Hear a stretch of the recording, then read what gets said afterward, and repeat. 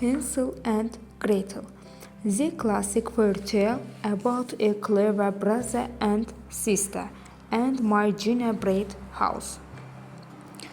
This is vintage fairy tale and my contention violence. We would encourage parents to read beforehand if your child is sensitive to such themes. Near the border of a large forest dwelt in olden times a poor woodcutter who had two children, a boy named Hansel and his sister Gretel. They had very little to live upon, and once when there was a dreadful season of scarcity in the land, the poor woodcutter could not earn sufficient to supply their daily food. One evening after the children were gone to bed, the parents sat talking together over their sorrow, and the poor husband sighed and said to his wife, who was not the mother of his children, but their stepmother, "What will become of us, for I cannot earn enough to support myself and you, much less the children. What shall we do with them, for they must not starve? I can wait to do, husband, she replied. Early tomorrow morning we will take the children for a walk across the forest and leave them in the thickest part. They will never find their way home again. You might depend, and then we shall only have to work for ourselves. No, wife, that say man, that I will never do. How could I have the heart to leave my children all alone in the wood, where the wild beasts would come quickly and devour them? Oh, your fault, replied to stepmother. If you refuse to do this, you now we must all four perish with hunger. You might as well go and cut the wood for your codfish. And after this she let him have no peace till they become quite worn out, and could not sleep for hours, but lay thinking in sorrow about his children. The two children, who also were too hungry to sleep, heard all that their stepmother had said to their father. Poor little Gretel wept bitter tears as she listened, and said to her brother, "What is going to happen to us, Hansel?" Hush, Gretel, he whispered, "don't be so unhappy. I know what to do." Then they lay quite still till their parents were asleep. As soon as it was quiet, Hansel got up, put on his little coat, unfastened the door, and slipped out. The moon shone brightly and the white pebble stones which lie before the cottage do glistened like new silver money. Hansel stopped and picked up as many of the pebbles as they could stuff in his little coat pocket. He then went back to Gretel and said, "Be comfort, dear little sister, and sleep in peace. Heaven will take care of us."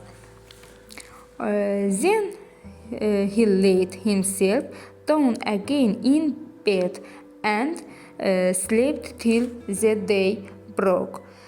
As soon as the sun was risen, the stepmother came and woke the two children and said, "Get up, you lazy bones, and come into the wood. With me gather wood to the fire." Then she gave each of them a piece of bread and said, "You must keep that to eat for your dinner, and don't quarrel over it, for you will get nothing more." Gretel took the bread under her chair, for Hansel's pocket were full of pebbles. Then the stepmother led them a long way into the forest. They had gone but a very short distance when Hansel looked back at the house, and this he did again and again. At least his stepmother said, "Why do you keep staying behind and looking back so?" "Oh, mother," said the boy, "I can see my little white cat sitting on the roof of the house, and I am sure she is crying for me." "Nonsense," she replied. "That is not your cat. It is the morning sun shining on the chimney pot." Hansel had seen not cat, but he stayed behind every time to drop a white pebble from his pocket on the ground as they walked. As soon as they reached a thick part of the wood, the stepmother said, "Come, children, gather some wood, and I will make a fire, for it is very cold here." Then Hansel and Gretel raised quite a high heap of brushwood and faggots, which some blazed up into a bright fire. And the woman said to them, "Sit down here, children, and rest while I go and find you father. Who is cutting wood in the forest? When we have finished our work, we will come again and fetch you." Hansel and Gretel started themselves by the fire, and when none arrived, they each ate the piece of bread which the stepmother had given them for their dinner. And as long as they heard the strokes of the edge of the act, they felt safe, for they believed that their father was working near them. But it was not an act. They heard only a branch with still hung on the wizard there, and was moved up and down by the wind. At last, when they had been sitting there a long time, the children's eyes became heavy with fatigue, and they fell fast asleep. When they awoke, it was dark night, and poor Gretel began to cry and said, "Oh, how shall we get out of the wood?" But Hansel comforted her. Don't fear, he said. Let us wait a little while till the moon rises, and then we shall easily find our way home. Very soon the full moon rose, and then Hansel took his little sister by the hand, and the white pebble stones, which glittered like newly coined money in the moonlight, and which Hansel had doped as the walked painted out the way. They walked all the night through and did not reach their father's house till break of day. They knocked at the door, and when their stepmother opened it, she exclaimed, "You naughty children, why have you been staying so long in the forest? We thought you were never coming back."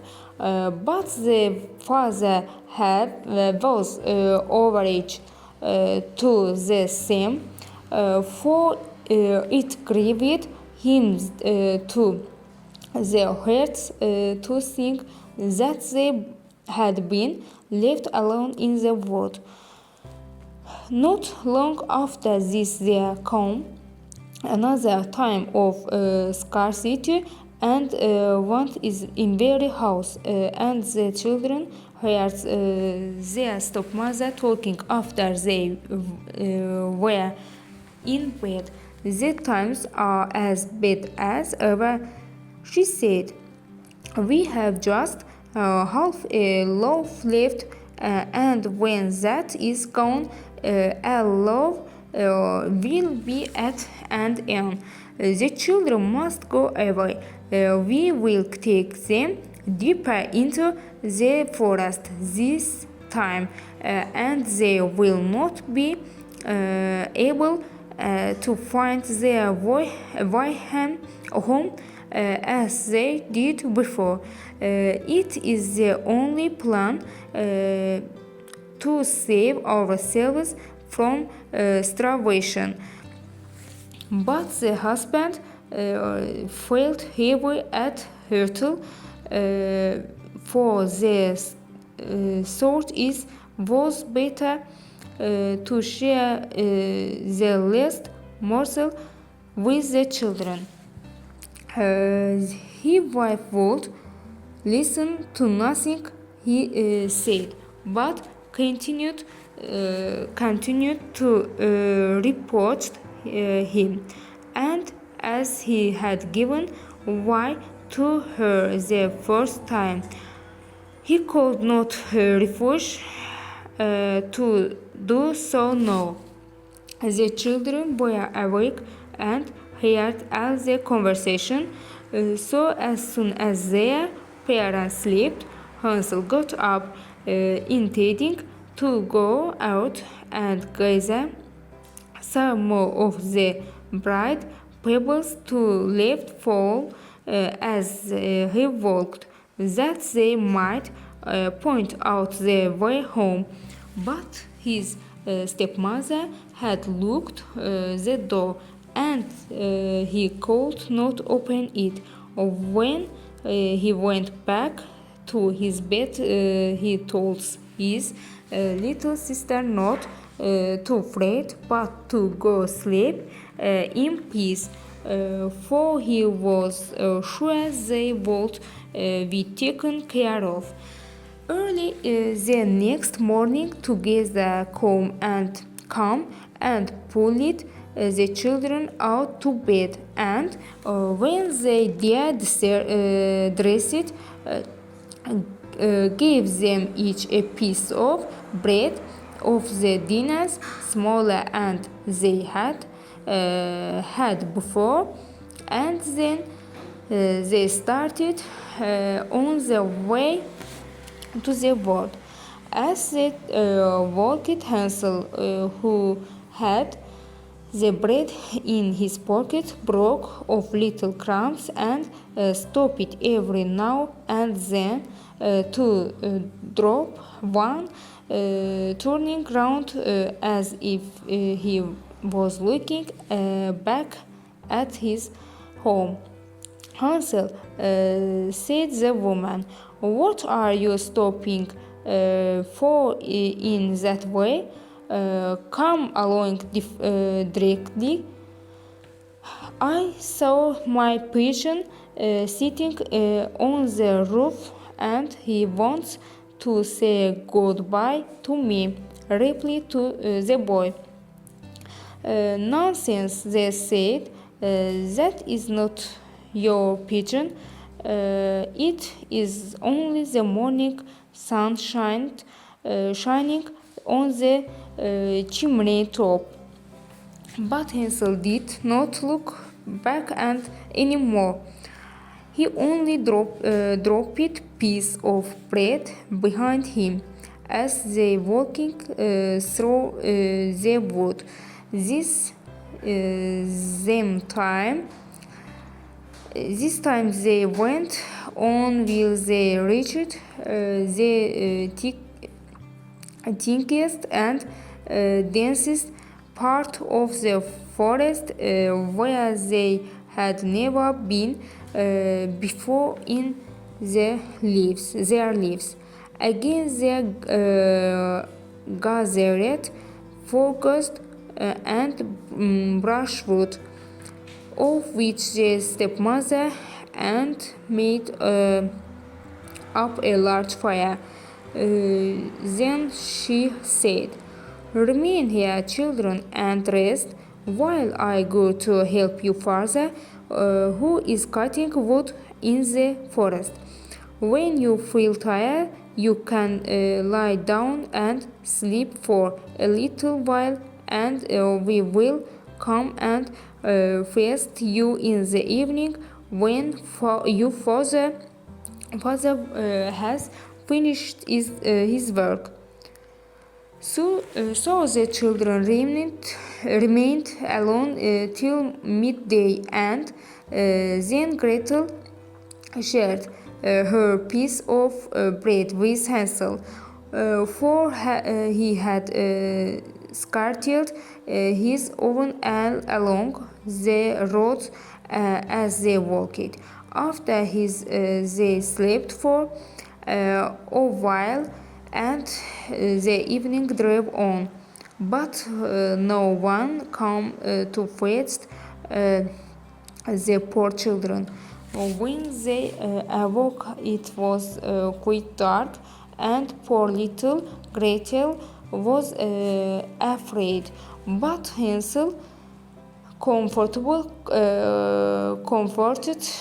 her as he had done before, by telling her they need only wait till the moon rose.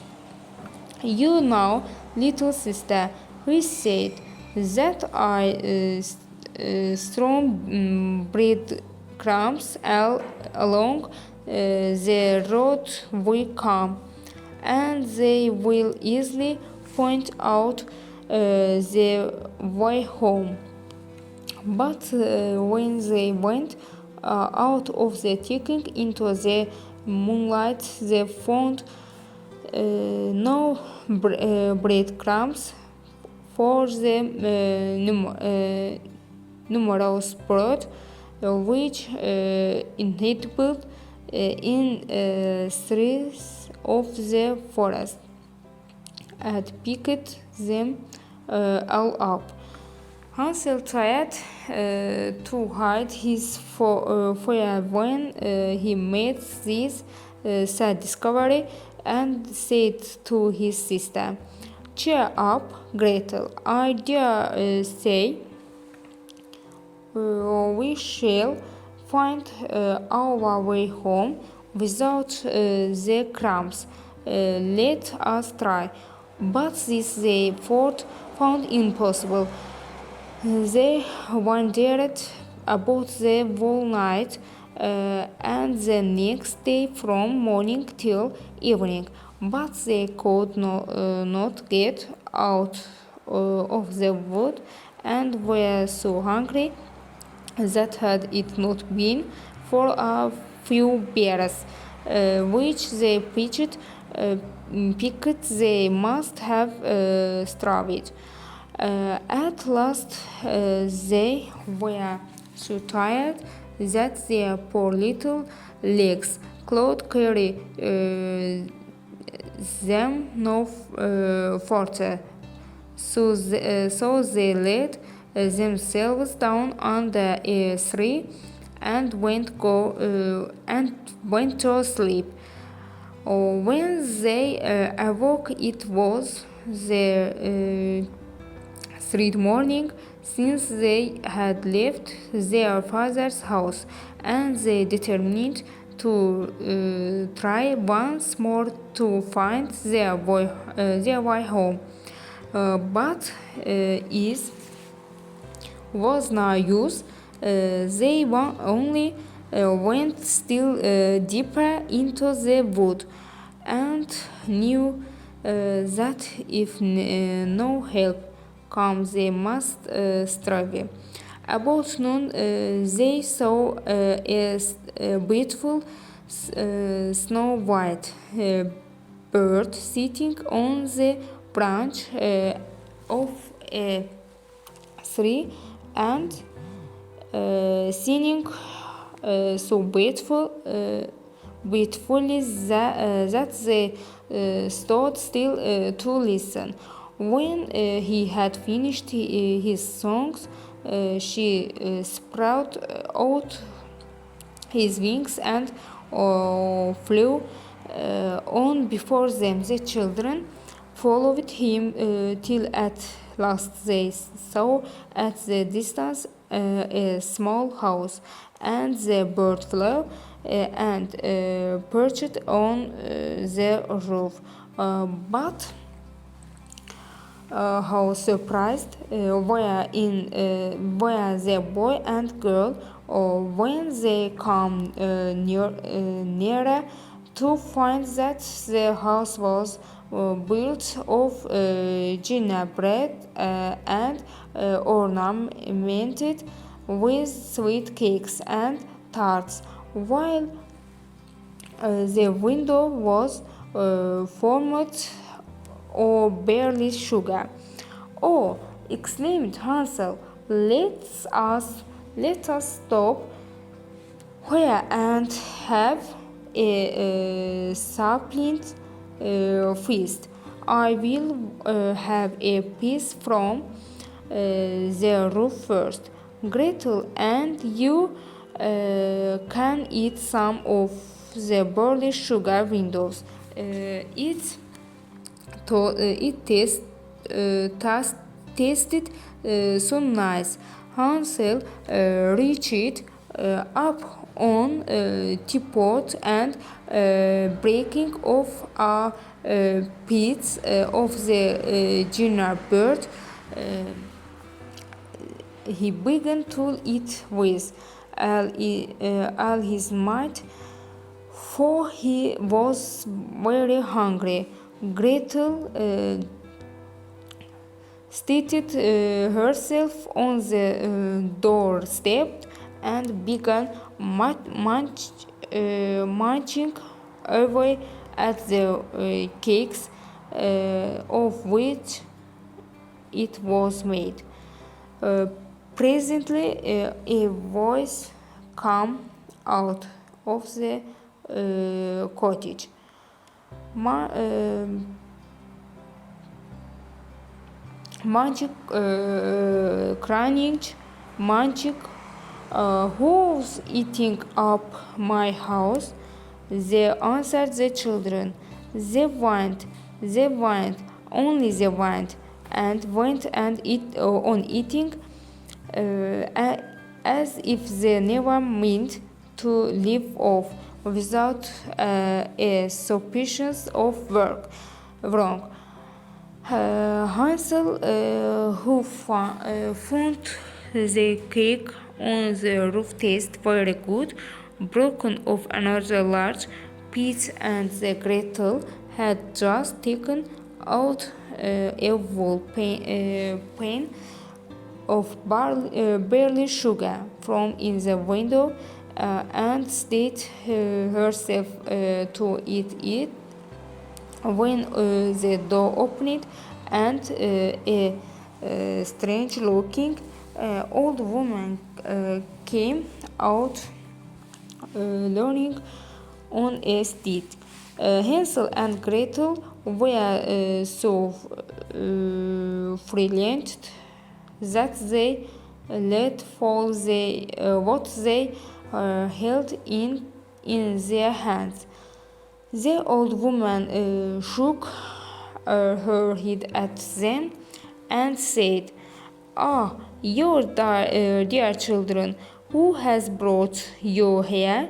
Come in and stay with me for a little while, and there shall no harm happen to you." She seized them both by the hands as she spoke and led them into the house. She gave them for supper plain to eat and drink, milk and pancakes and sugar, apples and nuts, and when evening came, Hansel and Gretel were shown to beautiful little beds and beds with white cushions, and they lie down in them, so they were in heaven. But also the old woman pretended to be friendly. She was a wicked witch who had her house built of gingerbread on purpose to entice children. When once they were in her power, she would feed them well till they got fat, and then kill them and look them for her dinner. And this she called her first day. Fortunately, the witch had weak eyes and could not see very well, but she had a very keen instinct, and wild animals could easily discover when human begins their needs. As Hansel and Gretel had approached her cottage, she lodged to herself Melis crochet and said with a snare, I have them now. They shall not expire from me again.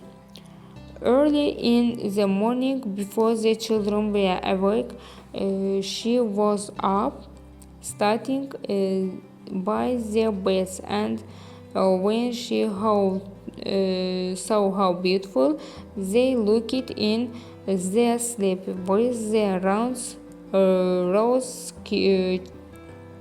She muttered to herself, what nice tidbits they will be. Then she laid hold of Hansel with her roach and dragged him out of bed and led him to a little cage with had a latch door and shut him in.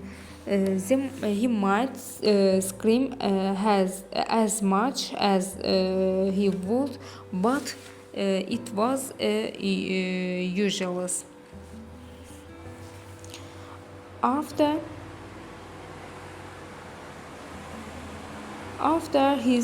she went back to Gretel and shaking her roughly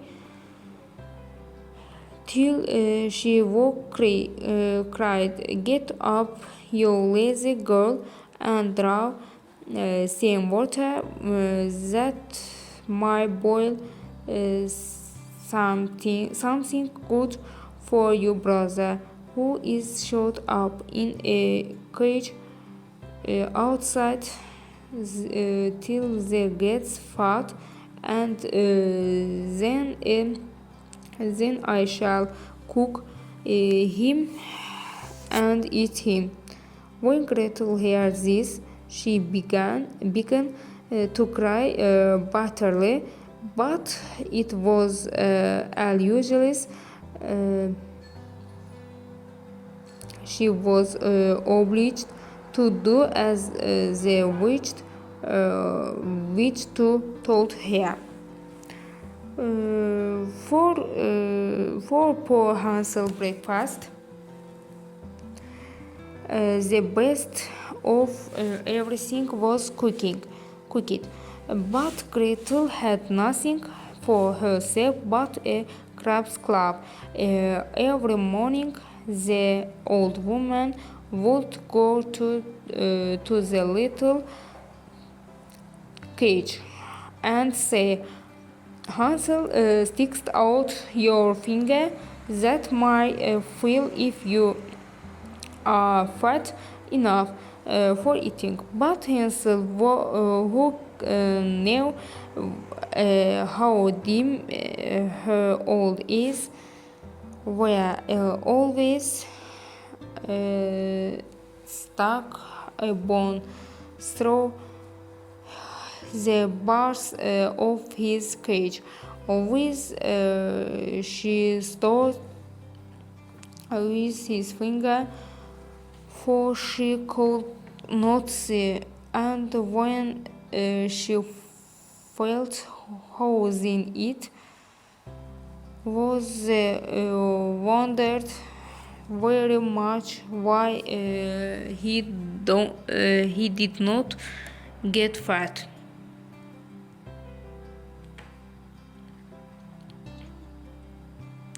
However, as the weeks went on and Hansel seemed not to get and father, they became impatient and said they could not wait any longer.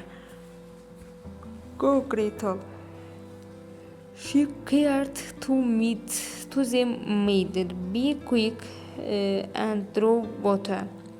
Hansel might be fat or alone. I don't care.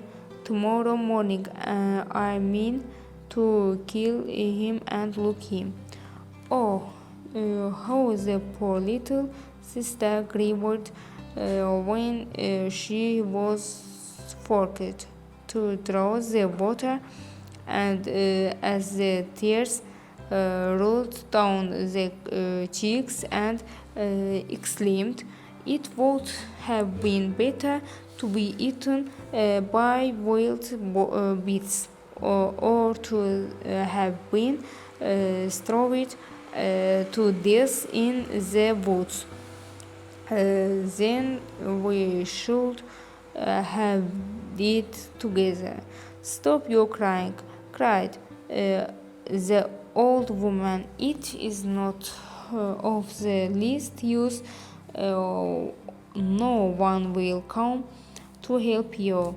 Early in the morning, Gretel was obliged to go out and fill the great pot with water and hang it over the fire to boil. As soon as this was done, the old woman said, "We will bake some bread first. I have made the oven hot, and the dough in is already kneaded." Then she dragged poor little Gretel up to the oven door, under which the flames but burning firelings, and said, "Creep in there and see if it is hot enough yet to bake the bread." But if Gretel had obeyed her, she would have shot the poor child in and baked her for dinner instead of pulling Hansel. Gretel, however, guessed what she wanted to do and said, "I don't know how to get in through that narrow door." "Stupid goose," said the old woman. Why the oven door is quite large enough for me. Just look, I could get in myself." As she spoke, she stepped forward and parented to put her head in the oven. A sudden swore to the Gretel Hansel strange. She started forward, gave the old woman a push which sent her right into the oven. Then she shot the iron door and fastened the bolt. Oh, how the old witch did how! It was quite horrible to hear her. But Gretel ran away, and therefore she was left to burn, just as she had left many poor little children to burn.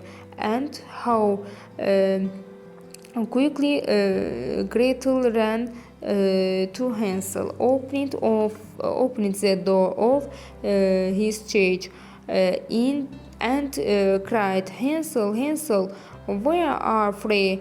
The old witch is dead."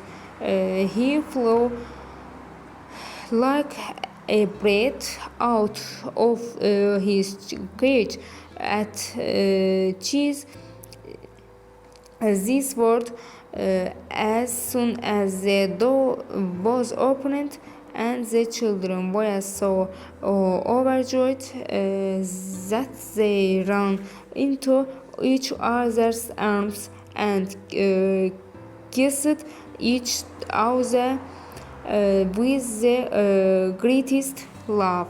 And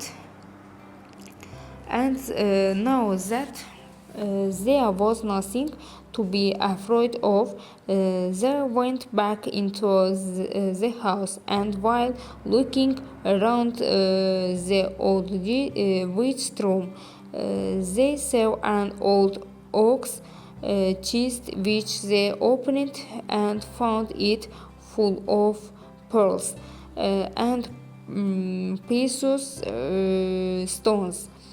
They are better than pebbles, said Hansel, and he filled his pocket as full as they would hold.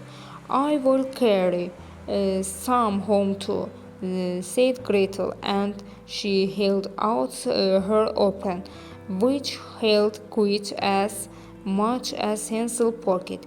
We will go now, he said, and get away as soon as we can from this ancient forest. They had been talking for nearly 2 hours when they came to a large body of water. Uh, what, sh- what shall we do now? Said the boy. We cannot get across, and there is no bridge of any sort. Oh, here comes a boat, cried Gretel, but she was mistaken. It was only a white duck which came swimming towards the children. Perhaps, perhaps she will help us across if asked he, said the child, and she thanks little duck to help poor Hansel and Gretel. There is not preached, nor a boat will you let us sail across on your white back. The good-natured duck come near the banks as Gretel spoke so close indeed that Hansel could see himself and wanted to take his little sister on his lap, but she said, "No, we shall be too heavy for the kind duck. Let her take us over one at a time." The good creature did as the children wished. They cried Gretel over first, and then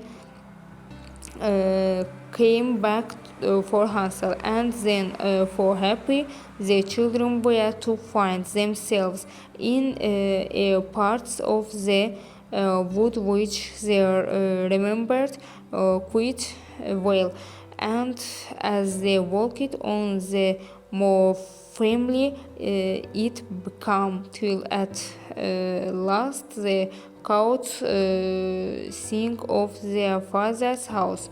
Then they began to run and rushing into their room, threw themselves into the father's arms. Poor man, he had not had a moment's peace since the children had been left alone in the forest. He was full of joy and at finding them safe and well again, and now they had nothing to fear, for their weak stepmother was dead. But how surprised the poor woodcutter was when Gretel opened and shook her little apron to see the glittering pearls and precious stones scattered about the room, while Hansel drew handful after handful from his pocket. From this moment, all his care and sorrow was at an end, and the father lived in happiness with his children till his death.